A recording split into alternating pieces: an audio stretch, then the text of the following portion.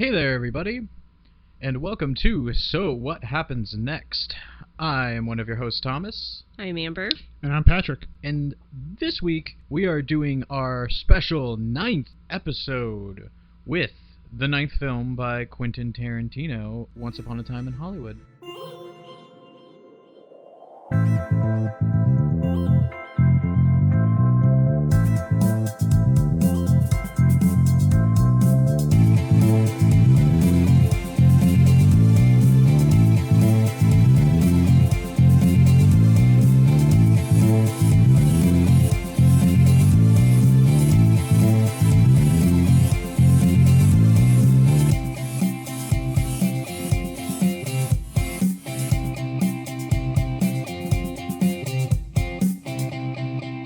So, none of us have seen this movie. It just came out. When would we get the chance? Kind of like when we did Hereditary, the three of us are going to go around to sort of say what we think happens in the movie, and then discuss it and whatnot. Go see it, come back, talk to you guys about what we thought, how it went. You know, warning up front at the top of the show, there's going to be spoilers.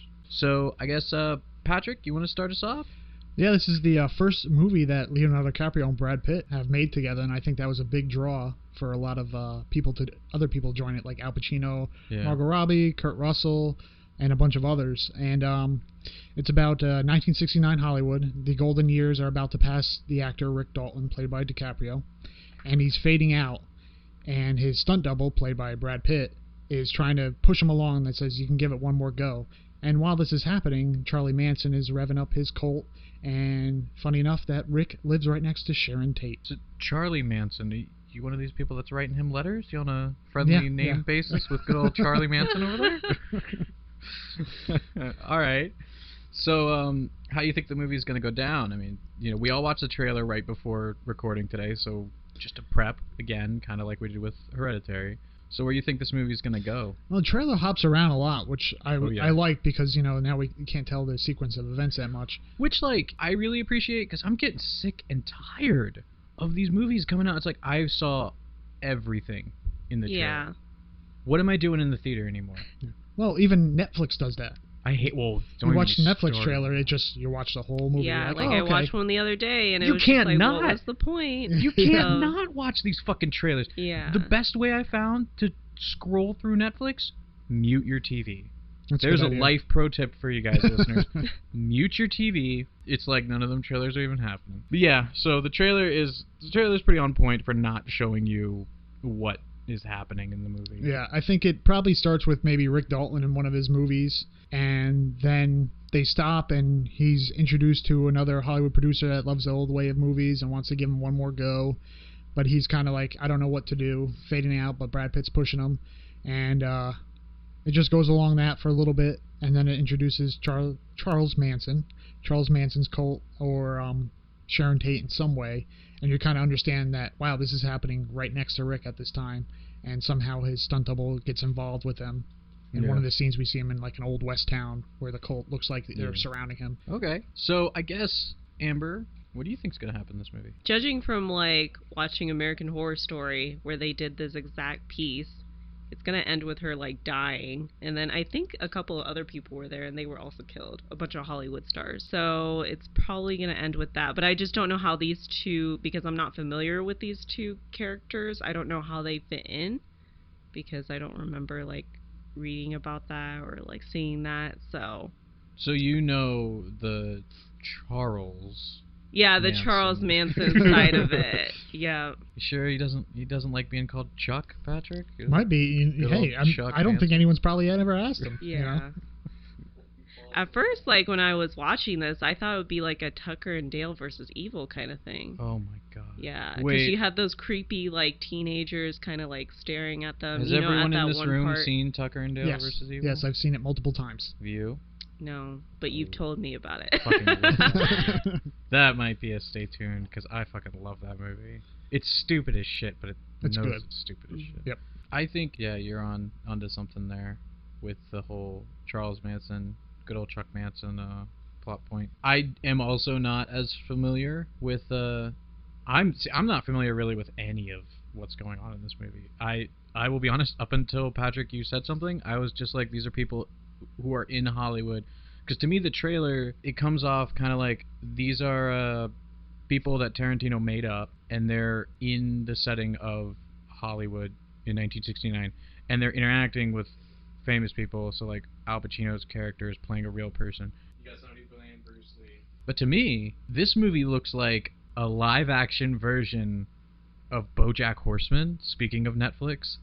Going on like in the foreground of the Charles Manson thing. Yeah, like as a side plot. And so you have like the main plot with like the two actors, and they're kind of like trying to get their mojo back, I guess. And then you have this other thing that's going on, Right. and they have no clue, probably. Which Patrick, have you ever watched BoJack Horseman? I watched a few episodes.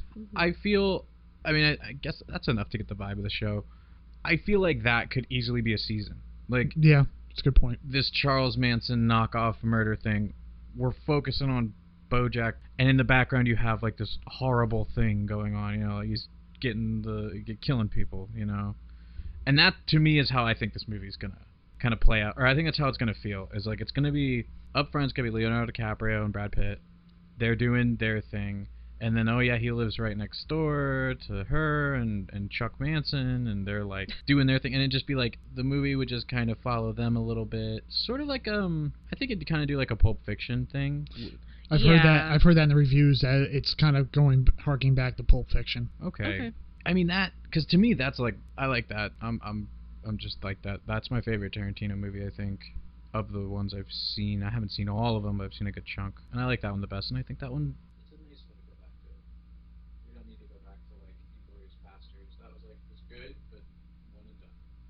We got any other thoughts on how we think this movie's going to go down? I don't believe I've heard anything about werewolves being in this movie, so No. we can avoid that. Yes, we can this time. I think one of the two will end up dying in the end, Leo or Brad. I think it's going to be Leo. Yeah. You don't think Brad's going to take the shot for him or whatever? No, to I save him think at we're the going to end? get an endgame situation. Yeah. Is you're going to be prepped for Pitt to die. You're going to be ready for it, and it's just not going to happen. And I think Tarantino's going to do a better theatrical job of giving you that feeling that was sort of... So you guys remember, like, in Endgame, you know, spoilers for Endgame if you haven't seen it yet, Black Widow dies, and there's no coming back from how she dies. Yep. When you watch these movies for so long and you pay attention to that movie and you know who these characters are, you kind of have that sense of, like, it's almost a little, like, awkward, like it's itching in the back of the brain of, like, well, Hawkeye was the one who wanted to go, he was supposed to go. Yeah. You know? It sort of only captures that to me because it's Hawkeye and it's Black Widow, not because of what they're doing so much. Right. I think Tarantino is going to be able to take that idea and make you feel it regardless of who's playing the character, regardless of it, like just with what's written and how he directs it. I think that's how it's going to go. You're going to get that feeling of like Brad Pitt was supposed to die because he's the stunt guy. Yeah. Yep. But I think DiCaprio's going down. Good point. Little tidbit I read is that Tarantino has 3 episodes written of whatever Western movie that features Dalton in this movie. He has like 3 episodes that he thought about for a TV series, which I thought was interesting. So he was doing what, like spec scripts or something for the show? I think so. Okay. Yeah. Oh, that's cool. Yeah. I mean, that's actually kind of brilliant. Like, if you're going to do something like that, just write a spec script for it and then get kind of in the mentality of how it would go. Yeah, it's like the old Westerns that Wayne Yeah. starred in, he said, or what I heard he said, or something along those lines. I mean, that's fine. Those movies are so surreal to me now. Like, watching an old, like, John Wayne Western type movie, it's just, you know, they're on a set, you know, they got, like, the backdrop behind them and everything, and sometimes I'm just like, God, how far we've come with movies. I mean, we haven't quite done a classic Golden Age Hollywood movie yet on this show, but I think it's going to be that experience where we got to, like, take a second and go, yeah, we're not watching Endgame, we're not watching Full Metal Jacket. Yeah. I was going to say this, but, no, I mean, they're going to probably try to do that, so, it's so different. And I'm hoping that this movie does a good job balancing the two out, you know, like showing you kind of like a behind-the-scenes look at movies like that. And I would be curious to hear about some of the research that went into this movie for them making it. Any last thoughts before we go ahead and head out and see it? The guy who stars as Charles Manson, I'm interested to see how he acts because he was on a show called, forget it now, but he played like a really, really, really dumb redneck character. So I'm really interested to see how he kind of turned it around to make it into a Tarantino film. Yeah, I mean, like, we're talking Charles Manson. He's different than... He's like the opposite of a dumb redneck character. This guy got a bunch of people killed and tricked them all into doing it. So. TV show was Justified, by the way. Justified, yeah. Just rang a bell right now. That I've heard of that show plenty of times. I heard it's very good. It was. But yeah, you got a lot of stars in this movie. So I'm kind of curious to see how it all comes out. So yeah, we're going to go ahead and we're going to head out. We're going to go watch this movie. We're going to come back to you guys. We're going to let you know how we thought this movie was going to turn out and how it, wasn't. Patrick, you got a timestamp on this movie? We were talking about it before. I think it said 2 hours and 45 or 2 hours and 54 minutes. So about a 3-hour-long movie once it's all said and done with previews and yada, yada, Avatar yada. length. Yeah. But I can guarantee you, well, I can give you like a 87% guarantee it's probably going to be a better movie than Avatar. Probably is. Yeah. No alien Track fucking, record with but... him. And I'm not an Avatar fan. Well, here's the thing. I don't think anyone is. Yeah. I don't think anyone is. They're either not a fan of Avatar or they're neutral on the subject. When was the last time anyone in this room ever heard someone go like, oh my god, you remember Avatar? Or, damn, I was rewatching Avatar the other day? Like, no. I did want to rewatch Avatar, though, to see the quality of it and how it stands. Because that was made in 2009. Yeah, so. And it was cutting edge for the time, right? Yeah, it was 10-year-old movie. Yeah, that movie that everybody was talking about. Right. And I remember seeing it in theater. I mean, like, the floating bug things were fucking awesome in 3D, but I'm not watching 3D at home. I don't give a fuck. Like, yeah, exactly. But all right, so we're going to go take a trip back to 1969 Hollywood. We're going to come back. We're going to let you know what we think, and if any of our opinions changed or were just further reinforced. See you guys in a hot minute.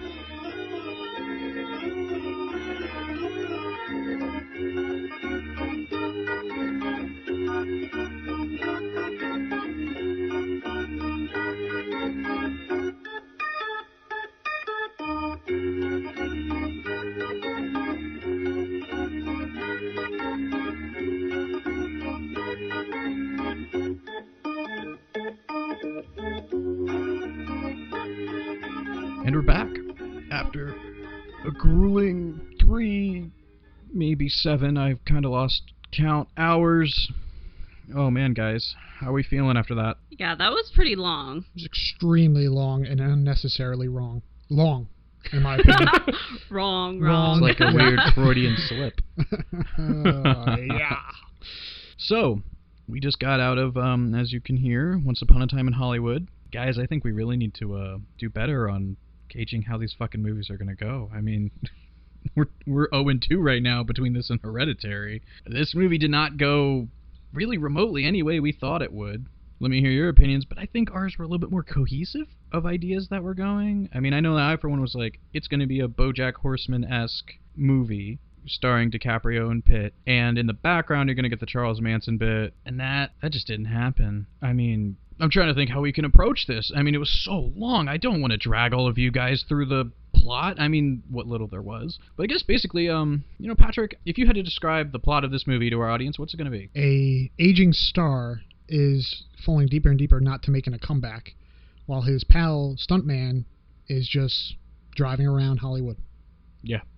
Amber, how would you, if someone asked you on the street, what is this movie about, what would you say? I'd basically say the same thing, with a little backstory of Charles Manson and his cult, even though they didn't even really touch on that. Like, there's not even some historical accuracy to that. Like, I would have loved to see, like, the actual, like, what happened, which is them going up to Sharon Tate's house and basically murdering everyone there.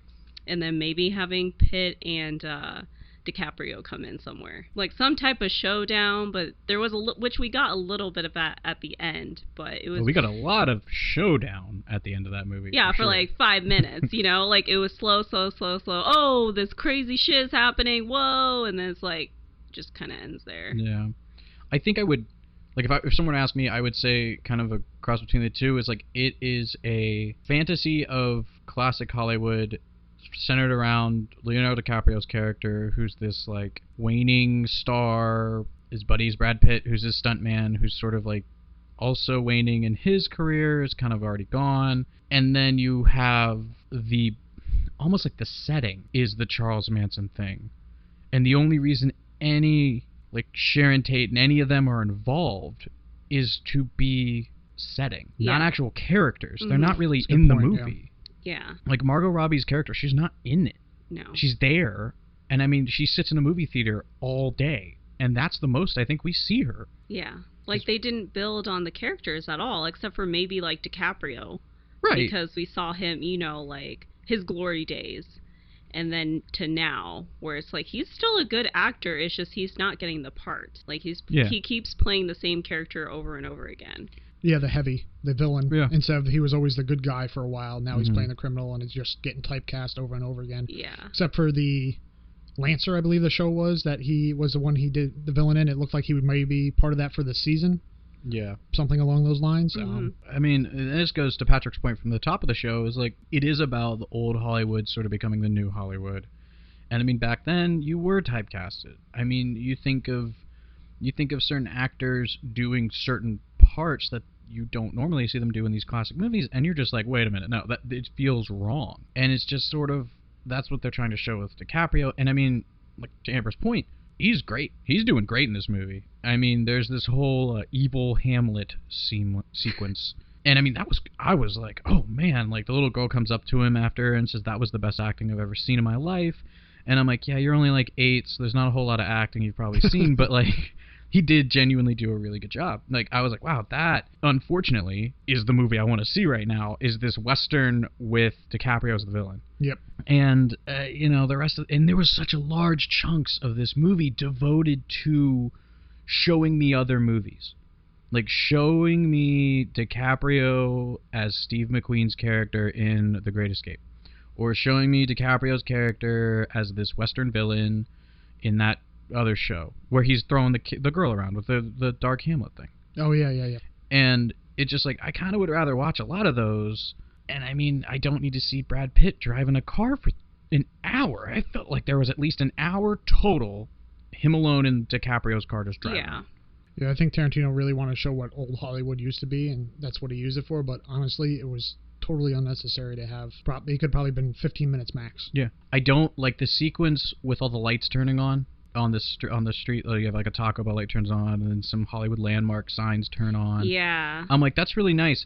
All of this movie is really nice scenes, but it feels like none of the executive producers actually said, oh no, Quentin, don't do that. Like, we need to cut this, I'm sorry. You know, you can make an extended cut on the Blu-ray, but for this, we gotta keep people entertained, and we're spending hours watching scenery. Yep. And I mean, like, showing me old Hollywood is great. It worked really well to show me this, like, they did a really good job with all the murals in the background with, like, Charlie Chaplin and shit, and it's like, hey, this is the old Hollywood, and then new Hollywood is occurring in front of that. So you have, like, the hippies, and you have all the new clubs and whatnot. And, like, yeah, it's doing a really good job, but I got that in the first one. I don't need to see it 6 more times. Yeah, exactly. And, I mean, Patrick, to what you said, well, we were talking about it in the car on the way home, I think, right? Was, there are some movies that do a good homage to a genre. Mm-hmm. So, like, of Tarantino's movies, I kind of like Kill Bill. That's not the sentiment that's shared in the whole room, but I like them. They're over the top and they're kooky, but it's an over the top kooky version of a genre of movies. These, like, samurai kung fu movies. This one was very, like, watered down. This was like a jerk off. It was just like them jerking off to old Hollywood the whole time. It was like, look how great everything was. It was so amazing in 1969. And it's just like... Yeah, and I don't know if that's trying to be like, the actors that we have now suck, or like the directors that we have now, like, their movies suck. So I don't really... Yeah. But that's kind of like what I was getting from it, because you had, like, DiCaprio, like, really getting into it, and then you had these, like, directors that wanted, like, things done in a specific way, and that's just how things were. Whereas now it's just like, oh, like, actors are having more say about the way they're, like, treated and things like that on stage, which is probably good. I mean, yeah. Yeah. But yeah, I think the major issue is the movie has this infinite amount of ironic layers you could peel back. So at first glance, whether you like it or not, to me it comes off like a jerk off of the 1960s and, like, movies back then, old school movies, and saying the old school movies from the 50s and the early 60s are better than the stuff that came out in the 70s and stuff that's coming out now.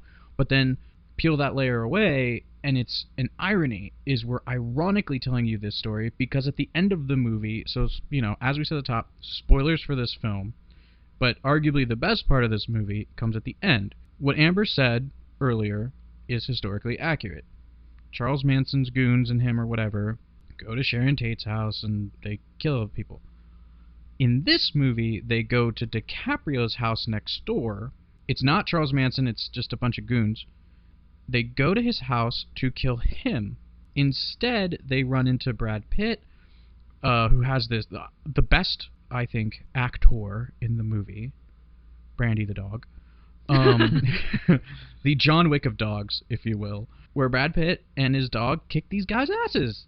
Yeah. I mean, and then it becomes this over-the-top gore fest, and he's fucking them up. And I mean, at the end, DiCaprio kills one with a flamethrower, and I'm like, at this point, I'm all in. Oh hell yeah, that's what I'm waiting for after fucking 3 hours. And at that point, I was like, I wish the rest of the film was like this. Well, Patrick and I said this, because then they started like, you know, okay, like this happened at 9 o'clock, 11 o'clock. Oh, they're coming up the hill, like they're, you know, and it's like, okay, we're actually getting somewhere. Yeah. But you did this after 6 months later. And then that's when the narrator, Kurt Russell, kind of amped up his narrating of the film, was at that point, because it kind of, I guess, gave a better background for those who know some of the history of the murders. Right. And it felt like, I mean, the Kurt Russell narration made me feel like I was watching 3 different parts of 3 different movies about the same thing.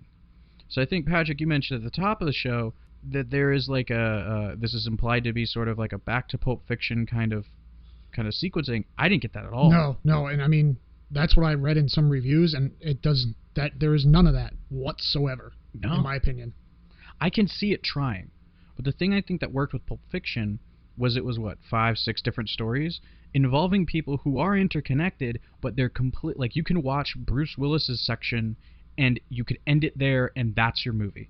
You don't have to watch what's going on with Travolta. You don't have to watch what's going on with Sam Jackson. You don't need to know any of that. You can watch Bruce Willis's bit of Pulp Fiction, that like 15, 30 minutes that is, and you could turn it off, and you're like, I saw an entire story, whatever. Mm-hmm.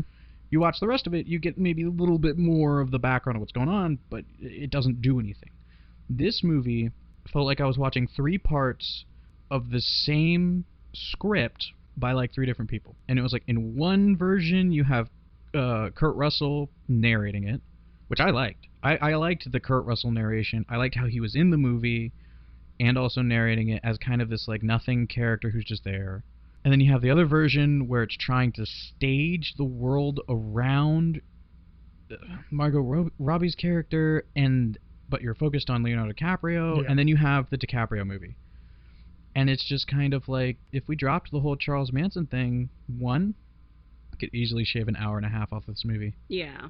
2, I think you would have had a more cohesive and better movie. Because it just felt so chunked. But you're still talking about the same people. Yeah. On a different note, what did we like about this movie? I like Brad Pitt's character, Cliff. I wish there would have been a little more behind the history of him, because there is a scene where it looks like he's about to kill his wife when they're on a boat, and he's accused of killing his wife by other people. And then DiCaprio mentions in one scene that he was a war hero, which I could definitely see, because he started right into Hollywood right after World War II, it sounded like. And going back to Tarantino-esque films, there was a scene where they're at the ranch that used to film Old West movies, and he's surrounded by hippies, and I'm expecting like the hippies to start attacking him and expecting some sort of kung fu or whatever Brad Pitt can do to get out of the situation and beat the crap out of him. No, he just chooses one hippie to beat the crap out of. It was a little disappointing in that scene. And the whole Bruce Dern checking on George, I think his name was in the movie. Yeah. Checking on him was kind of like useless. Well, it just went on. It was like a lot of these things where it just kept going. We get it. He has Alzheimer's or something. He's kind of losing it. He doesn't know who anybody is. You can give me the whole, who are you? Have him repeat it twice. We're done. Move on. Instead, he's just like, yeah, Dakota Fanning implied is having sex with me or something like that, so I'm cool with these hippies here.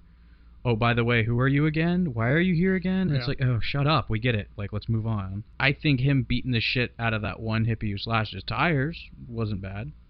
I mean, I was kind of like game about this, because I'm like, haha, like, I would also want to do this to someone who slashed my fucking tires. Yeah. But I was also expecting, like, a horde of them just to come out and, like... I genuinely thought like he was freak gonna, out. I genuinely thought he was going to die.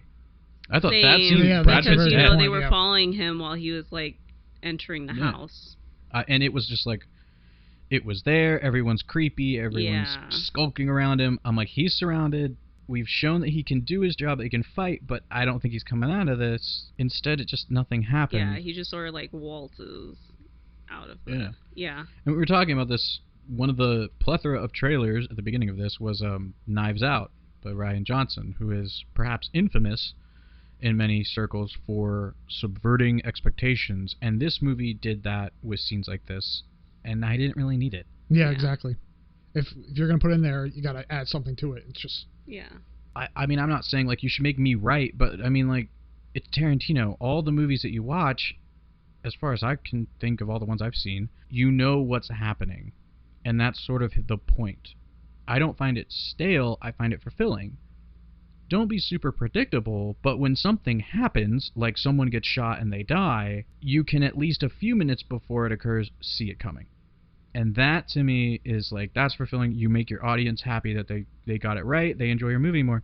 When I sit through these fucking cult of hippie women and like two dudes standing around getting ready to fucking kill Brad Pitt, and then it doesn't happen, they just yell at him. I'm like, I guess you're matching hippies and all, but I'm just like, well, what was the point of any of this? Exactly. Was it to give a shout out to Bruce Dern so he would have a role in the movie? I don't know. Well, there was a good few of those in this. I mean, Luke Perry we talked about before we got back and everything, and it was just like, he's in the movie for 5 minutes and he doesn't really do much. Yeah. A lot of them don't do much. Yeah. I mean, Brad Pitt and DiCaprio are the only ones doing anything in this movie. Everyone else is just sort of, again, setting. Yep. And this was something I didn't say until we started recording. I was thinking of it maybe halfway through the movie and then kind of forgot until now. It felt kind of like you got a lot of modern day actors and actresses who really love old school Hollywood, or at least like 60s Hollywood, and said, hey, I'm Quentin Tarantino. Of course, you know, yes, that Quentin Tarantino. I'm making a movie about old school Hollywood.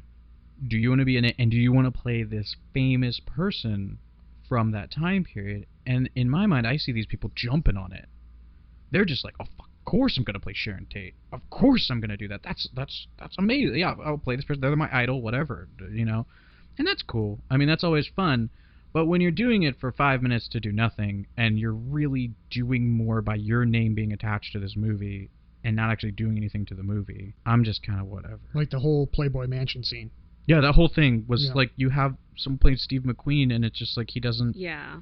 He tells you the dynamic of Margot Robbie's character and Roman Polanski and that other guy, and it amounts to nothing. Yeah, it doesn't matter. Because 6 months later, that guy isn't even there. Yeah. I mean, she goes back to the other one, I guess. No, Roman's no, he's in Europe. Yeah, directing the movie at the time. That's what they said in the movie.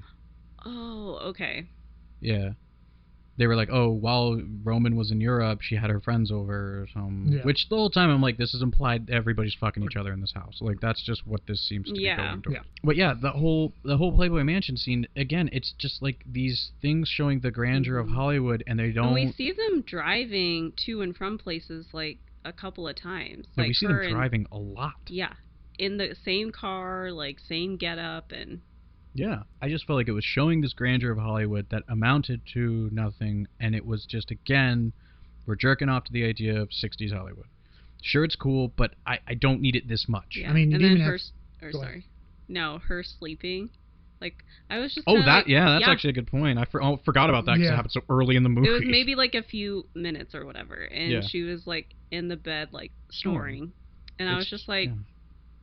Was this like a Quentin Tarantino Well, that was something I thought too. Was the whole? I was just like, oh, she's snoring. We're showing her being a real person, not an actress, and then that never came out again. Everybody was everything. Mm-hmm. But Patrick, what were you going to say? I mean, if you're going to film at Playboy Mansion, at least show Hugh Hefner.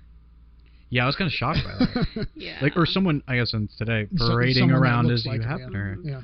I mean, you're doing the Playboy Bunny thing. You have people walking. I'm like, this is 60s. We're talking like peak Hefner right now. And you named people, and like Steve McQueen came up as Steve McQueen.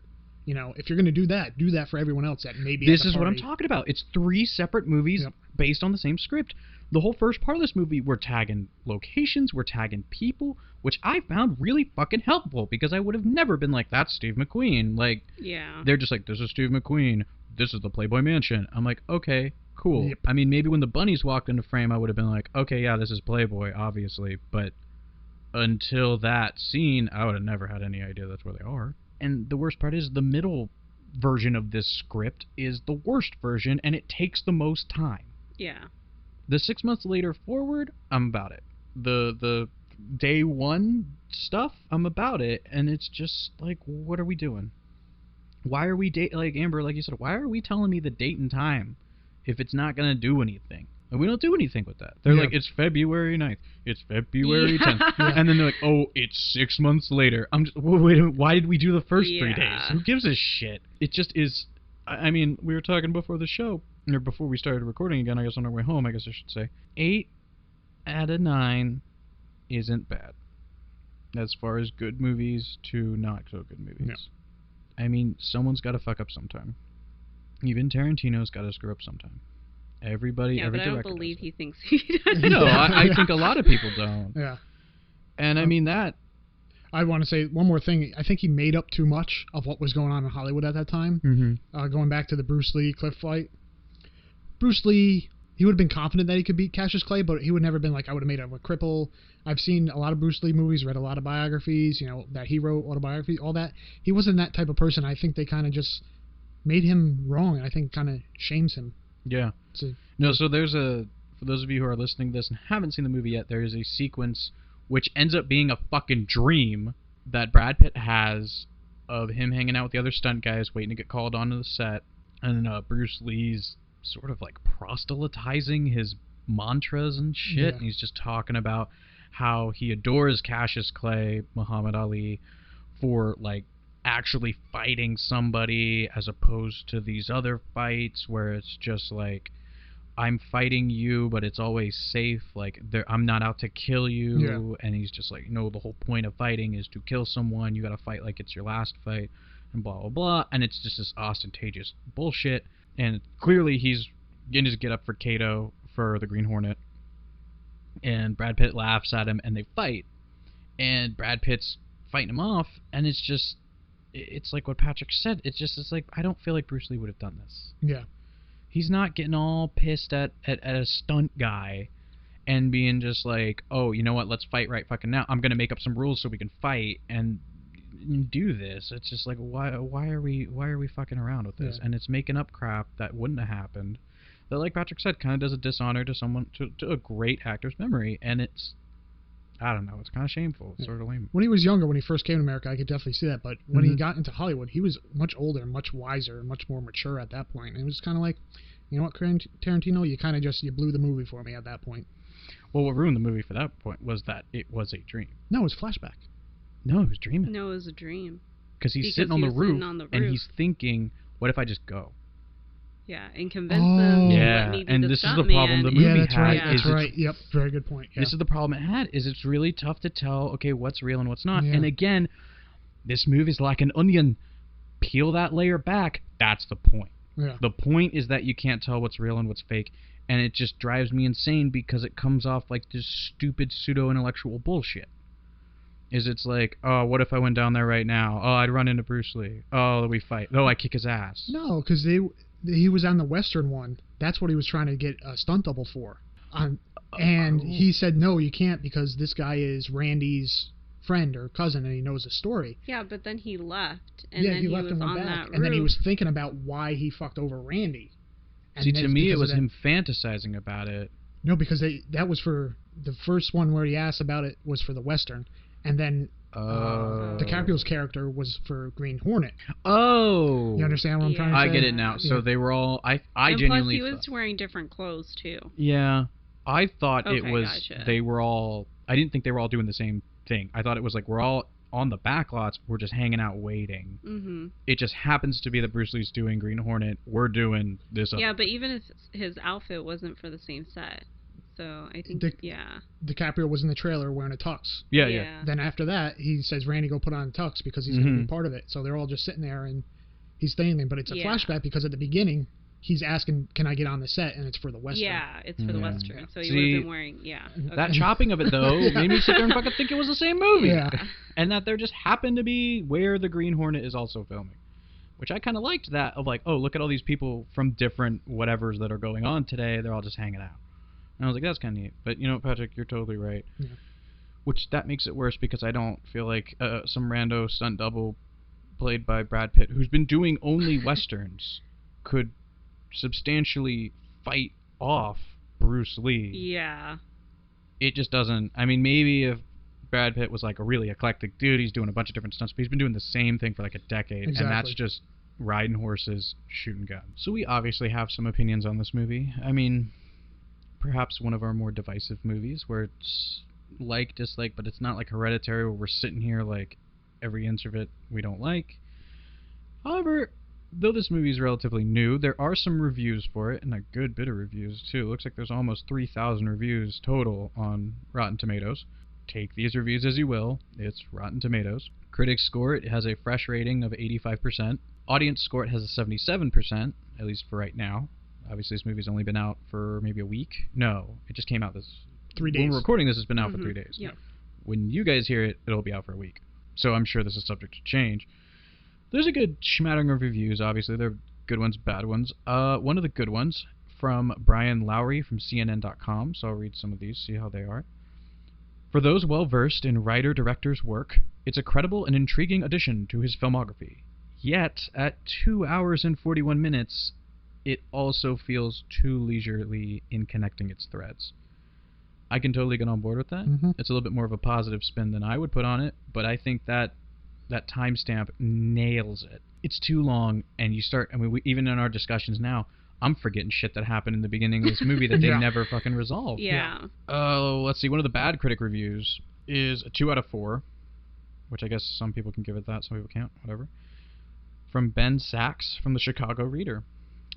Though Tarantino mixes fiction and historical fact cleverly and confidently, I'm not sure what he wanted to achieve with the mix this time, and I'm not sure if he knew either. And that, again, also kind of nails my opinion. It's like, we are mixing them both. I don't know what it amounted to. I feel like he didn't even want to add that historical content to it. I But they agree with- made him. Yeah, I Or somebody, agree. or like, you know, was like, oh, you have to add this because it'll make it more, I guess, entertaining. Like, it was an afterthought. Like, that's what You know, it felt. I feel like that you hit the nail on the head with that. Is it feels like you wanted to make the solely DiCaprio Brad Pitt movie, and somewhere along the line someone said, well, if you're gonna do it in 1969, you know what happened then, and it became make him live right next door to Sharon Tate, and Yeah. it's just because, like I said, she's just there to set up this movie. We have this whole, in the movie, there's this whole sequence where she goes and she sees a Sharon Tate movie, The Wrecking Crew. And it's sort of, again, implied you really don't know that she watches every screening of it the whole day. And there's, like, subtle hints to where, like, she leaves the theater at night. She got there when there's, like, a matinee sign-up, so evidently she got there early. And she's just enjoying watching this movie and listening to people laugh at her doing whatever, which, like, okay, you know, that's kind of cool. Low-key, go see your movie, see what people think. Why am I spending an hour seeing it?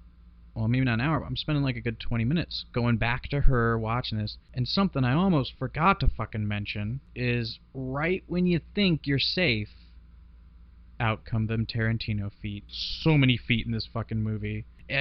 All these ladies' nasty, dirty feet just sitting on Yeah. chairs. 'Cause that was in Kill Bill, too.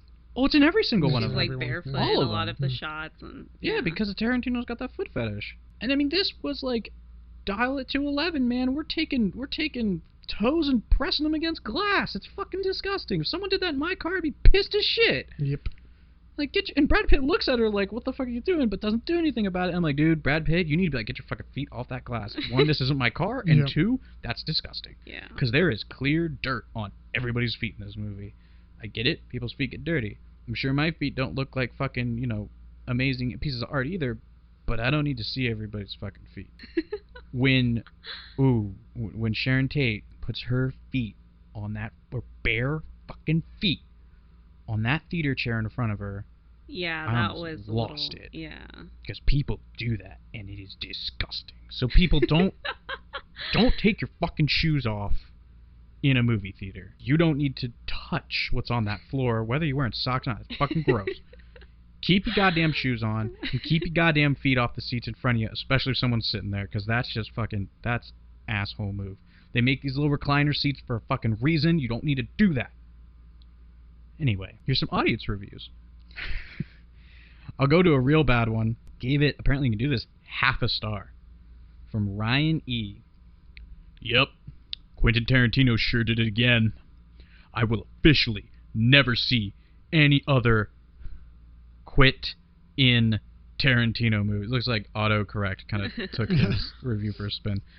I will never see any other quit in Tarantino movie for the rest of my life. I walked out of the movie. It was complete garbage. Saw Lion King instead. Leonardo DiCaprio, I am so ashamed. DiCaprio did not read your review, I guarantee it. It was also posted 5 minutes ago. He might have been in the same theater as us. Wow. Shit. That's crazy. Also, he just said that he fucking didn't pay for a movie that he went into. He just walked out and walked into another movie. Dude, you gotta pay for that. Well, he technically paid for a movie. He paid it just wasn't for Hollywood. Yeah. No. He didn't pay for Lion King. I mean... He just went from one... I don't understand. He walked out. He went from one bad movie... Well, it's not even that bad. One movie... A movie he didn't like. Yeah, a movie he didn't like to a movie that is horrible. Like...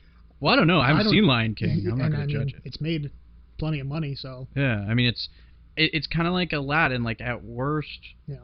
Or at best, you're doing the same movie again. At worst, it's still, like, enough of the movie to call it Lion King. I mean, unless you have just an awful thing going on. Yeah, I mean, and you might not have to see another Quentin Tarantino movie. This might be his last one. I think he's supposed to do 10. He's supposed to do 10. That's what he says. He's got one more in him. He's got one more to do. Which is bullshit. He's going to do a bunch. Yeah, he's in. I've got one more in me. He's just shitting them out every so many years. Yeah, also, you walk out of a movie you started watching, and you walk into another movie assumedly already in progress. I know it's The Lion King, and I know we kind of pieced together what happened in the beginning, but I mean, that Circle of Life sequence is like one of the biggest parts of that movie. You missed it. You're walking halfway into the middle of The Lion King. He said that, but we don't know when he walked in, yada, yada, yada, you know, blah, blah, blah.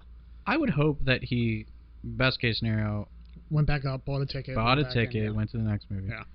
I got a feeling that Ryan E., though, just kind of walked out, saw Lion King was playing down the hall, felt, I deserve my money back, or to go see whatever I fucking want, and walked in Lion King. Yeah, I don't know. Either way, I don't think Leonardo DiCaprio gives a shit about your review. Another review, also 5 minutes ago from Anonymous, 4.5 stars. Was it too long? No. I didn't feel like it. I actually sat at the end and wanted more. Oof. You must have no life. Dude. I think that the characters were well crafted, damn likable, and I wanted to see more of them. Here we go. As someone who lived through the 60s, I liked the end of this film better than the reality. Duh. Because it's a fantasy. It's a nice, happy ending. And everybody lives. Yeah. Oh. With the exception of Pitt going to the hospital, but... He's still alive. Yeah, he's still alive. And then the last line of this is, and great soundtrack too. Good songs I long forgot. Good songs I long forgot, I think is what he meant. I'm trying to sound whatever. Yeah, I mean, no, it was too long. I got out of there, I think, right after it said written, directed by Quentin Tarantino. I said to everybody here, you guys ready? I gotta go to the bathroom. There's no stinger here. Let's get out. Like, there's nothing to do. Of course it's better than reality. Everyone fucking died in the reality. Like, that's a really shit ending to that. Yeah. This one, you see DiCaprio get his life back together, and he has a new start on stuff. He's got his his wife. I mean, it would have been much to see, like, you know, those two pregnant ladies being gutted and everything. I was like, kind of like, oh yeah, this is how it's gonna go down. This is gonna get dark. Yeah. And I mean, like, it's one thing for Tarantino to be all gory and shit. It's not always dark. It's just gory. Yeah. That would have been like, oof. Like sick. Yeah, like that would have made you feel uncomfortable. It would have made you feel sick to watch. And then once that flamethrower came in the screen, I was like, yeah, we're not doing this anymore. Yeah. Like, we're doing something different. And yeah, of course it was a better ending, but it was also like, I didn't need it. You could have ended it with Brad Pitt going to the hospital And that would have been fine. Roll credits on him walking back or whatever to his bedroom, laying down next to his wife. I didn't really need the Sharon Tate going, Yeah, hey, like, you want to... let's get to know our neighbors. Like, why? Yeah, who cares? Once again, in the true So What Happens fashion. If we can make a better ending to this movie, or if we can tweak this movie. I think we'll change it a little bit since we had some trouble in some past episodes. If we could tweak this movie however we wanted to make it better, while keeping the same general plot, what would we do? I would definitely take out Charles Manson. Like, the parts with Leonardo DiCaprio were fine, I think. I think they should have expanded more on Brad Pitt's character, and maybe, like, everyone thinks that he killed his wife, but then, like, it flashes back to actually, like, what happened, and it, like, could have been, like, a freak accident or something. Like, she's yelling at him and stuff, and then she, like, falls over or something like that. Mm-hmm. So I think that would have been, and he's just trying to, like, no, I didn't, like, kill my wife, like, this is really, you know, and something to where, like, they basically get back up. DiCaprio has that whole thing with the girl, you know, talking about that book he's reading or whatever, and, like, how that guy, he's not good anymore, he's actually, like, pretty bad, and, like, he's, you know, kind of, you know, just going downhill, and then maybe, like, he finishes the book or something, and actually the guy, like, gets back up. So following that kind of, I don't know, storyline. Yeah, because you never do hear how the book ends. Yeah. And I guess that, again, peel back that layer, Yeah. that's the point. So your ending scene in this movie would be, what would the end of your movie be? Like, instead of, I guess, the fight sequence in the pool and everything, like, what would the end of your movie be? I think it would be with them starring in some movie. A movie that they actually probably weren't a part of, like, in the 60s, but like just that. Find, like, a one that did really well and just, like, put them in there. And that's kind of like the start of their new career, and, like, everyone's happy. Okay. So. No, I was, with what you laid down, I was thinking the same thing, like, take a movie from 1970, 1971, put them in it, that's their, like, return to grace. Patrick, what do you got? If you were to retweak this movie, and what would your final scene... It's kind of tough because we've talked about, like, 3 different storylines going on. Yeah. I think setting the scene that Sharon Tate does live next door would have been fine. Just maybe 1 or 2 scenes that, oh, that's Roman Polanski and Sharon Tate, like the drive up they do, he recognizes them. Maybe that would have been fine by me. And more about just Rick trying to capture that lost acting career, and Cliff just hanging by the side, you know, maybe more of his daily duties for what he does for Rick, or being a stunt double, something like that. And then just following them around, and then their comeuppance, like you guys have said, in some 70 film, they restart. Or even the end scene to me is Rick finally gets the guts to go to Polanski and introduce himself, and that's the night you just see a van or something come up and you hear screams, and that's how it ends, something like that. Yeah. Okay.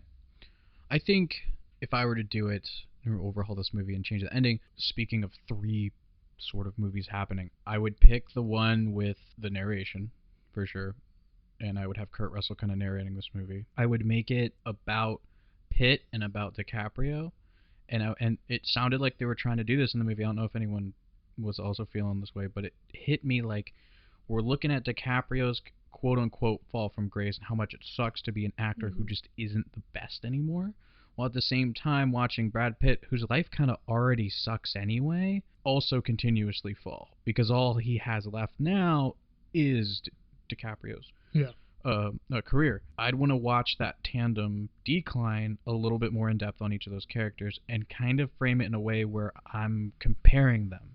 You know, like, so you have DiCaprio maybe bitching about that he can't drive anymore. And you do this a little bit, but it only does it once, and it doesn't even seem like it's a big deal, is you have DiCaprio can't drive anymore. Well, yeah, Pitt can, but he drives a piece of shit.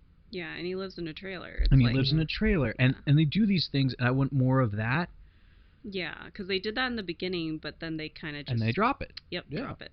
And I think I would still do the Sharon Tate thing, kind of like what Patrick was saying.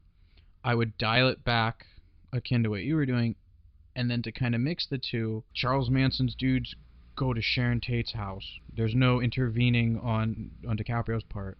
They hear the screams, and it sort of would be like Brad Pitt's out walking his dog, tripping acid.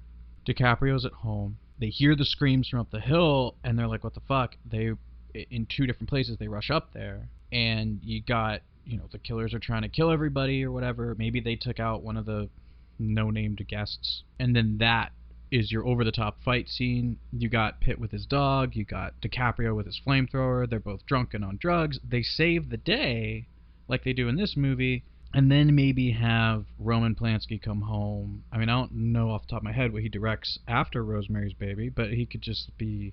He comes home, he's like, oh my god, like, not only did you save my wife and our unborn child, but you're also this famous actor. Do you want to be in this movie of mine? And then that's their comeback, and everything's cool. And then you can do the Once Upon a Time in Hollywood little thing, and, you know, everyone's done and happy, and it's over, and it's not like reality at all. And that's the, again, peel back that layer, donkey.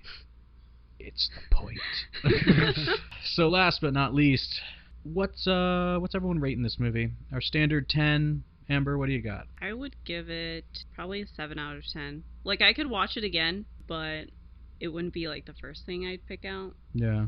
Especially from him.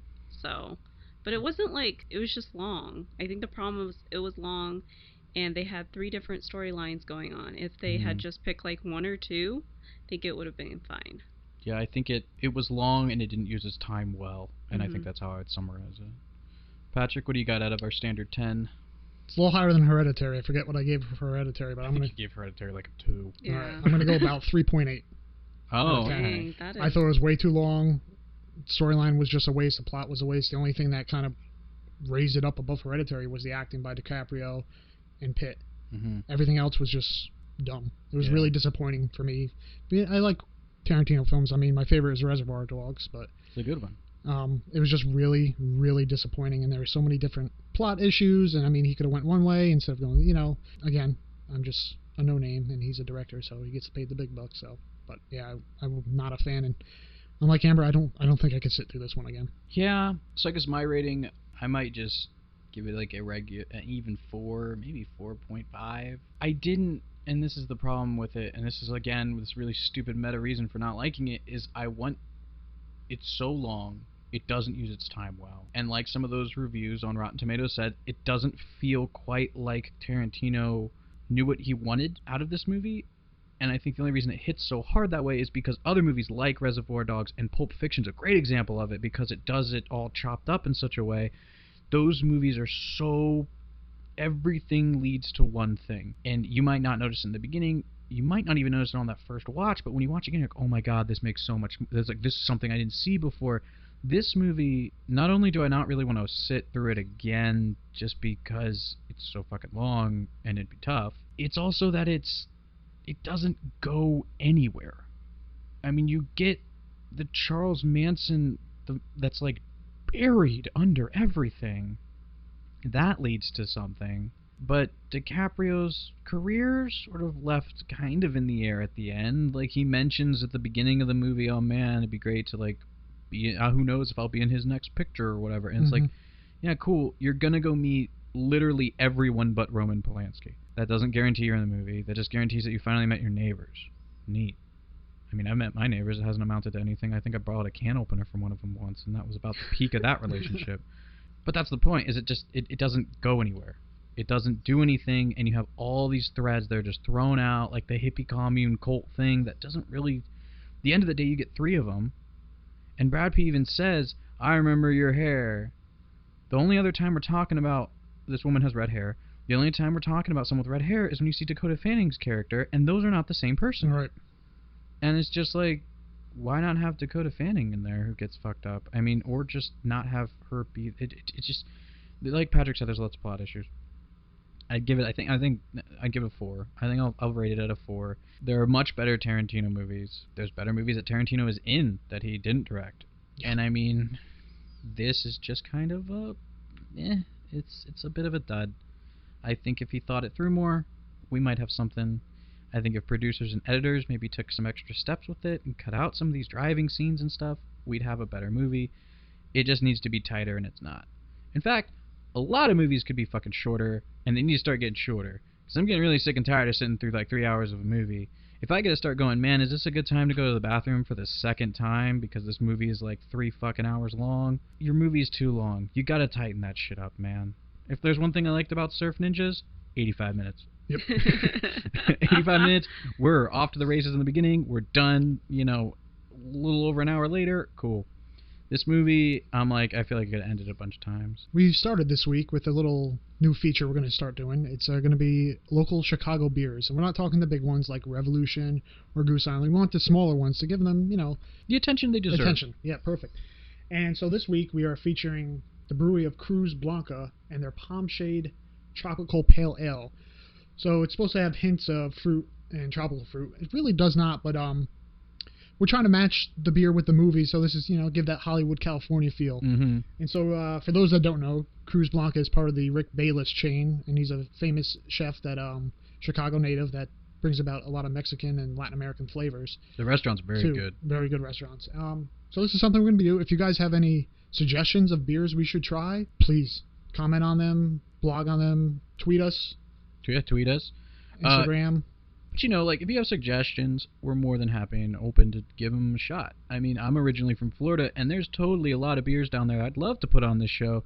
They don't sell them up here in Chicago, so they're probably not going to make it. But yeah, so I'm kind of happy about that segment. And check out Cruz Blanca. Check out if you're in the city for, a visit, or you happen to live here as well. Check out that restaurant. Patrick, where are they hanging out around? Cruz Blanca is in the West Loop off Randolph. And he's got two of them off Clark Street. Toblo Pompo, I believe how you pronounce it, is a more fancier one. But he has another one, Frontera Grill, connected to that. That's not as fancy, not as expensive. So I think you guys should check it out if you're into that type of food, or you're in the city, don't know where to go. Check it out. It's Cruz Blanca also has a great rooftop bar, and you can take a brewery tour and try different kinds of things. Definitely worth it if you happen to be in the Chicagoland area. I think that'll do it for Once Upon a Time in Hollywood, where everybody has a valet. Like, every single fucking restaurant had a valet. Yeah. Did you guys notice that? Yeah. That was the weirdest fucking thing. I was like, I refuse to believe that there was this many valets. For places that were not important. Like, I feel like that Taco Bell had a fucking valet. Yeah. Where they just drove through the drive-thru for you. But yes, so those are our opinions. If you guys have differing opinions, go ahead and, like Patrick said, let us know on Instagram or Twitter, or hit up our website, swhn19.com, where you can find this episode and all of our back catalog of other episodes. You can also find our commentaries on a handful of stuff. We got, commentary on Surf Ninjas, would have just dropped. You got Hereditary commentary. Oh, yeah. We also have a commentary on the Star Trek episode prior to Wrath of Khan, Space Seed. That one's up there. And I mean, there's a bunch of other stuff. You could see all the pictures that, we make that are the posters for movies, or in the case of some of these commentaries, just goofy looking pictures that involve us. You can also check out our Brew of the Week pictures and our Brew of the Week suggestions, such as the Cruz Blanca Palm Shade. It's a really good one. Let us know what you think of the show. If you guys got comments, you guys got movie suggestions, throw them our way. If at least one person in this room hasn't seen them, we might just do it. It might just become an episode. I do have one thing to add. Shout out to Binny's in Lakeview for the good selection of local Chicago beers. Always appreciate that. Yep. Check out Binny's in Lakeview, or really any Binny's if you'd like. They have a great selection of liquors and beers and wines. They are not paying us to say this. It just happens to be the place that we bought this beer from. So, there you go. But check them out. They were nice. Feel free to check us out on all those different mediums. Check out our past episodes. We are available on iTunes and Spotify, and if you happen to use Google Play Music Podcast, whatever, we're on there too. We're also on a whole bunch of different things. Check out our Anchor if you want to link to any of that. That's there. I think that'll do it for Once Upon a Time in Hollywood. I'm one of your hosts, Thomas, signing off. I'm Amber. And I'm Patrick, and a quick hint for next week's episode, Kansas City Shuffle. Kansas City Shuffle, guys. Again, doesn't do me a damn bit of good. You guys have a good one.